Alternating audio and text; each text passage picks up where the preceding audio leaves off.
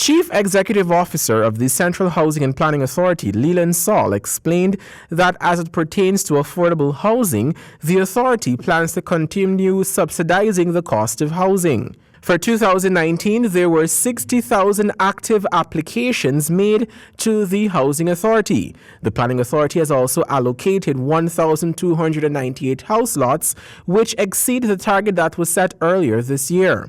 Mr. Saul further noted that the aim next year is to provide housing and house lots at a price even the small man can afford. He is adamant that affordable housing should be presented to all working-class Guyanese. And whatever we do, we must ensure that the solution that we provide, that working class can afford it. We just cannot raise price because of economic development. Once we have poor people in this country, we must be able to provide for them. Right?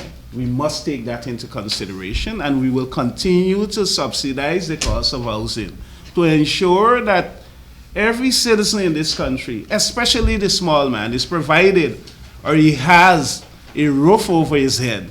And people can take comfort in that. I want citizens in this country to take comfort with that. Operations Director of the Central Housing and Planning Authority, Denise King-Tudor, explained that most of the allocations this year were from applications filled several years ago. She added that while persons who applied this year may not have been allocated house lots as yet, there was a dire need for all applications to be addressed. That there is a new policy guideline in terms of the manner in which we will process applications.